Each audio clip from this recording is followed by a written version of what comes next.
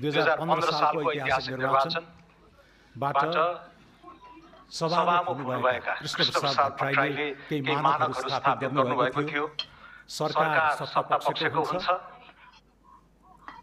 संसद विपक्षको हुन्छ भन्ने मानक त्यति बेलै स्थापित भएको थियो। त्यसलाई हामीले अघिल्ला संसदीय अभ्यासमा कति उतार्न सक्यौं भन्नेमा प्रश्न आउला, शोधकर्ताहरूले यसमा चाहिँ विश्लेषण गर्दै गर्लान्। तर त्यो फर्केर न्याय गर्नुपर्ने मानक हो जस्तो हामीलाई लागेको छ। प्रचण्ड बहुमतले सत्तापक्ष बलियो हुँदै गर्दा विपक्षीहरूप्रति थप उदार र सहिष्णु हुनुपर्ने पनि हाम्रो पार्टीको मान्यता रहेकै छ। बहुदलीय व्यवस्था पुनर्स्थापित भएपछि 48 सालका पहिला सभामा दमननाथ ढुङ्गानाले पनि आधुनिक युगका लागि संसदीय अनुभव बिर्सिसकेको नेपाली पुस्तालाई पनि ती उच्च मानकहरू के हुन सक्छन् भनेर पुनर्स्थापित गराउनु भएको स्मरण म यहाँ गर्न चाहन्छु।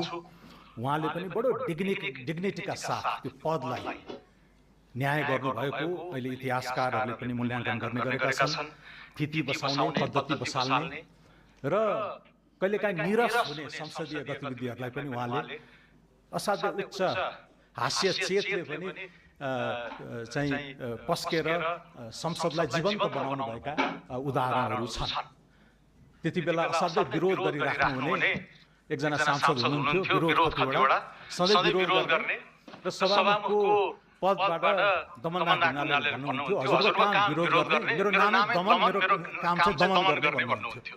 त्यसैले यो खालको एउटा हाउसलाई जीवन्त लाइभली एउटा कर्मकाण्डमा मात्रै सीमित नगरिकन नेपाली जनताका मुद्दाहरूलाई मुखरित गर्ने एउटा स्पेस प्रदान गर्ने त हो नै, तर त्यसलाई नतिजासम्म टुङ्ग्याउने र त्यो प्रक्रियालाई जीवन्त एउटा लोकतन्त्र यसरी पनि बग्छ है भनेर देखाउने जिम्मेवारी सभामुखको हुन्छ। हामीले उहाँबाट सिक्ने हो।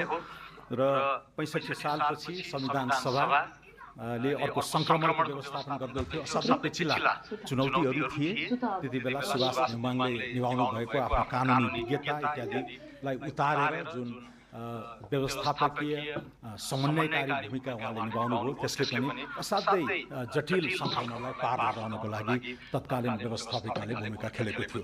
त्यसैले कृष्णप्रसाद भट्टराई, दमननाथ ढुङ्गाना, सुभाष नेमाङ जस्ता आफूभन्दा अगाडि आएका अग्रजहरूका राम्रा कुराहरूलाई तर अहिलेको आधुनिक नेपालको आधुनिक पुस्ता, नयाँ पुस्ताका अपेक्षा आकांक्षाहरूलाई पनि जसरी हाम्रो पार्टीले ग्रहण गरेर जेनजी आन्दोलनको मर्मलाई बोकेर अगाडि बढ्यौं र आज यो ऐतिहासिक उपस्थिति हामीले चाहिँ यहाँ हासिल गर्न सकेका छौं। यो सबैको मर्मलाई उहाँ माननीय DP अर्यालले बोकेर यसलाई चाहिँ आफ्नै शैलीमा हालेर एउटा मौलिकता दिनुहुनेछ र यो संसदीय कार्यकाल, यो 5 वर्षको ऐतिहासिक संसदीय कार्यकाल नेपालको संसदीय इतिहासमा चाहिँ साँच्चै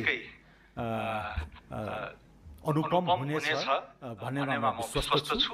माननीय DP अर्याललाई बधाई तथा शुभकामना दिँदै म बिदा हुन्छु। धन्यवाद।